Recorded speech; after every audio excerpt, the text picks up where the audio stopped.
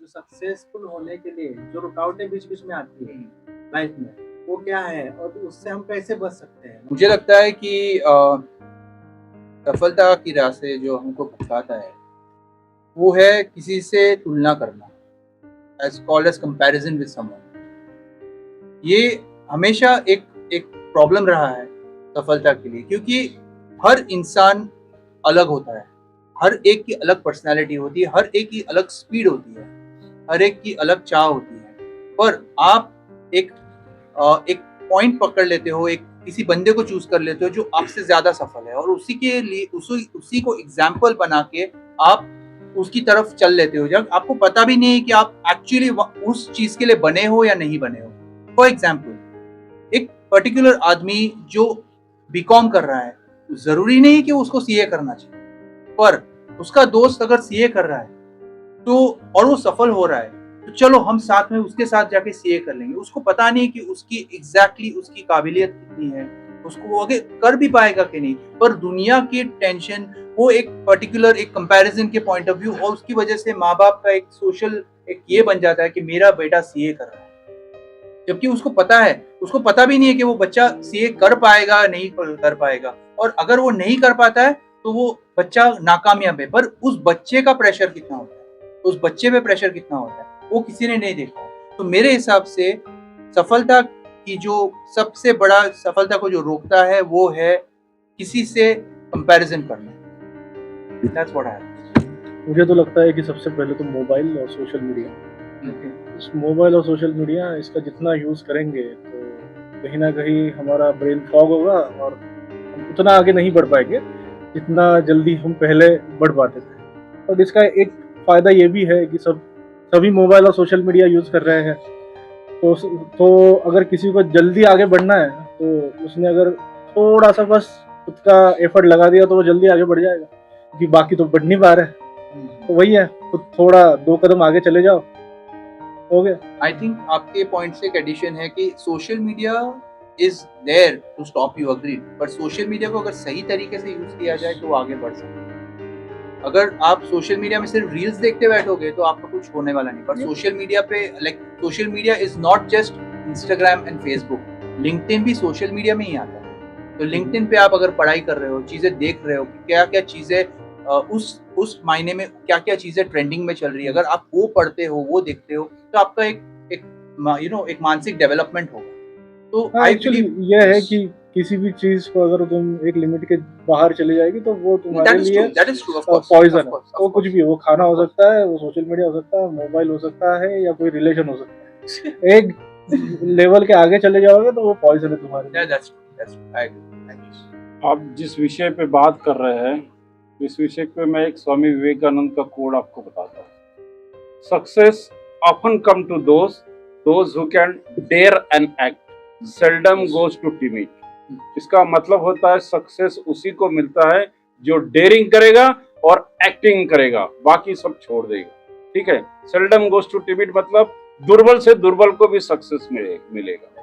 ठीक है, सो अब नेगेटिव चीजों को छोड़ो, पॉजिटिव सक्सेस के ऊपर जो पॉजिटिव चीजें हैं क्या क्या है, आपको पास अपने आप सर्कल मिलेगा, फ्रेंड सर्कल, सोर्सेस सर्कल, और आप सक्सेस होंगे। ये मेरा स्वामी विवेकानंद का कहना है कि सक्सेस होने के लिए आपको ये नहीं सोचना कि आप गरीब है या अमीर है, या फिर आपके पास सोर्सेस नहीं है, आपके पास पैसा नहीं है, बट आपके पास डेयरिंग और एक्ट होना चाहिए, आप सक्सेस हो सकते हैं। उसका सबसे बड़ा एग्जाम्पल हमारे प्राइम मिनिस्टर मोदी है। इसके साथ जुड़ना चाहता हूँ, जैसे कि अभी बोला कि इतना ही काफी नहीं है, बस हमारा एक सफलता पाने के लिए हमारे पास एक लक्ष्य होना जरूरी है। लक्ष्य वो तो उसी में आ गया सर, जो लक्ष्य के बिना तो डेयरिंग और एक्ट हो नहीं सकता ना। लेकिन जो लक्ष्य है ना, वो खुद में एक बहुत बड़ा टॉपिक है, कंफ्यूजिंग टॉपिक है। क्या लक्ष्य अगर नहीं होगा हमारा तो डेयरिंग कहाँ से आएगा? हमारा लक्ष्य नहीं है, मैं कहीं पे भी चला जा रहा हूँ, कहीं पे भी दौड़ रहा हूँ, मेरा लक्ष्य कुछ है ही नहीं, मैं ऐसे ही रास्ता जो मिल रहा है वहाँ उस रास्ते से जा रहा हूँ, मुझे पता नहीं कि मुझे पहुंचना कहाँ पे। मेरे कहने का है कि हमें सफलता पाने के लिए लक्ष्य होना बहुत जरूरी है। सर एक चीज बता दो आपको, लक्ष्य होना जरूरी है, मैं एग्री करता हूँ आपके साथ, लेकिन लक्ष्य में आपको सक्सेस मिलेगी उसकी कोई गारंटी नहीं आज के कंपटीशन के युग में। सो आपके पास दो लक्ष्य होना चाहिए, एक प्लान ए और एक प्लान बी। इसमें नहीं हुआ तो इसमें। तो दोनों लक्ष्य है। हाँ, लक्ष्य लक्ष्य मेरा है। कहने का यही है कि लक्ष्य हाँ, होना जरूरी है। हाँ, लक्ष्य होना जरूरी है, उसे मैं मानता हूँ, बट एक लक्ष्य के ऊपर नहीं चलेंगे। एक्चुअली मेरे हिसाब से तो अगर दो प्लान लेकर चलेंगे तो दोनों प्लान सक्सेस नहीं होते। वो सुना होगा आपने, इंग्लिश में बोलते हैं कि jack of all master of none, master of none. तो वो बन जाता है इंसान। तो हमारा टारगेट एक ही होना चाहिए, बस वो टारगेट पर हमें फोकस करना आना चाहिए, और वो टारगेट तक पहुंचने के लिए रिसर्च होनी चाहिए, हमारी प्रॉपर रिसर्च होनी चाहिए। उसमें क्या क्या किसने किसने फेल्यूर देखा है और क्यों फेल्यूर देखा है, हाँ, इसका स्टडी reasons होना आके चाहिए। failure की क्या है। ये अगर तुम स्टडी करते हो तो फिर तुम वो चीजें अवॉइड कर सकते हो। इसमें मुझे एक सबसे पहले लगता है कि सक्सेस को तुम क्या डिफाइन करते हो वो भी बहुत ज़रूरी है। हर एक अगर यही सोचेगा कि सक्सेस मतलब मुझे गाड़ी बंगला ये सारी चीज़ें ही अगर सक्सेस है, तो मुझे नहीं लगता कि हर एक के लिए वो सक्सेस हो सकता है। किसी के लिए हो सकता है कि किसी का एजुकेशन Passion सक्सेस है। है, किसी का पैशन हो सकता हाँ। है, किसी के लिए ये है कि मुझे 2 वक्त की रोटी भी मिल जाए तो वही उसके लिए सक्सेस है। That's exactly the बच्चों के लिए उसको Very पढ़ाई good point. करवा दे तो वो उसके लिए सक्सेस है। तो सक्सेस तो हर एक Success के लिए अलग अलग हो सकता है, और बात टाइम टू है। Time Yes. मुझे लगता है कि वो वेरी चेंज भी हो सकता है। वेरी और इस पे एक कि quote आज भी है, हाँ, इस पे एक quote भी है कि necessity is the mother of invention. Definitely. तो अगर आपको वो चीज एक्चुअली जरूरत है उस चीज की, तो ही आप आगे बढ़ के उसको आप सक्सीड कर सकते हो। अदरवाइज एज ही सेड, लक्ष्य होना इज वेरी इंपॉर्टेंट। आपने बोला सक्सेस की गारंटी क्या है, वो भी पता नहीं है, but if it is required, if आपको लगता है कि जो आप करना चाहते हो वो एक्चुअली आपको करना है, then only move in that direction, otherwise it's no problem, no point। Sir, लेकिन मैं इस सब का हमारा डिस्कशन का एक निष्कर्ष निकालता हूँ कि सब लोग, चाहे बच्चा 18 साल का हो या बूढ़ा 60 साल का हो, ठीक है, मेन सक्सेस रहता है पैसा कमाना। of course, नहीं सिर्फ पैसा But कमाना कमाना is not the sir, only thing। कोई भी आप फील्ड में चले जाओ, बट आप ये पहले ये देखते हैं कि उस फील्ड से मेरा अर्निंग कैसा होगा। अगर मैं अगर क्योंकि- ड्रग्स बेच के अगर पैसा कमाऊंगा तो वो सक्सेस होगा क्या आपके साथ? That is illegal thing. नहीं, पर वो तो But वो पैसा सर- कमाना अगर मेरा अगर सिर्फ है सक्सेस एग्जैक्टली तो वो वो तो नहीं हो सिर्फ सकता। बच्चा- अगर वैसा है तो हो सकता है। अरे तो भाई, पैसा आप कमाना देखिए नहीं ना, है फिर देखो, सक्सेस। दाऊद इब्राहिम को सब जानते हैं, हम्म।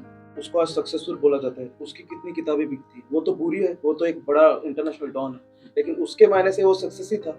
और आज Correct. सब लोग भी उसको सक्सेसफुल ही मानते हैं, कोई उसको डॉन नहीं बोलता। उसकी किताबें लोग खरीद के पढ़ रहे हैं आज। सक्सेसफुल होने के लिए जो रुकावटें बीच बीच में आती है लाइफ में, वो क्या है और उससे हम कैसे बच सकते हैं। मतलब समझो कोई रुकावट, फॉर एग्जांपल मैं बोलता हूँ कि समझो एक तरफा प्यार हो गया, वो भी एक बहुत बड़ी रुकावट है कि नहीं? जी, कि प्यार होगा तो किधर ध्यान नहीं लगता, जानने लगा। किधर भी मन नहीं लगता, फिर वो क्या सक्सेस के बारे में कहाँ सोचेगा वो। नहीं, प्यार होना प्रॉब्लम नहीं, प्यार किससे हुआ है ये प्रॉब्लम है, चाहे नहीं, लड़का हो अंधा लड़की होता है, हो। प्यार वो अंधा अगर होता है, अगर होता किसी है। को वो- सक्सेसफुल होना ना, पहले प्यार करो, तो मिनिमम 2 ब्रेकअप तो होने चाहिए आदमी का, तब जाके उसको पता चलता है कि दुनियादारी क्या है। हाँ। नहीं तो वो दुनियादारी नहीं पता चलेगी, तो उस जब धोखा खाएगा तब पता चलेगा कि सक्सेस होना और ना होना इज नॉट इम्पोर्टेंट, आगे बढ़ना इम्पोर्टेंट है सबसे पहले। 18 से 25 का एज ऐसा होता है कि इस एज में कोई भी हर हो दूसरी लड़की से इनमैच्योर प्यार रहता है, तो सक्सेस की तरफ जाना उसका एम रहता है, लेकिन कैसे जाना उसको पता नहीं रहता है।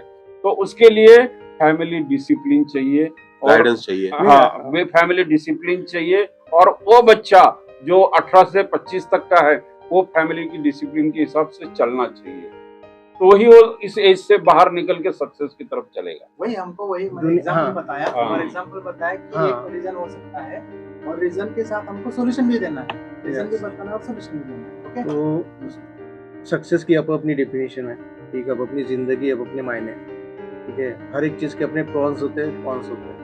दुनिया में ऐसी कोई चीज़ नहीं जिसके बेनिफिट्स भी है, ड्रॉबैक्स भी है। तो जहाँ तक सक्सेस का सवाल है, ये अपने पे डिपेंड है, हम उसको कैसे लेते हैं।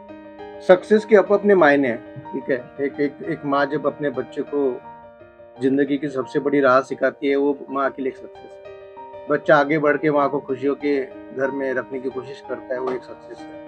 एक रिक्शा वाला पूरा दिन भर अपनी मेहनत से घर में रोटी लाने की कोशिश करता है, वो सक्सेस है। एक अंबानी या एक अडानी अपना कारोबार को बढ़ाना चाहता है अक्रॉस द वर्ल्ड, वो एक सक्सेस है।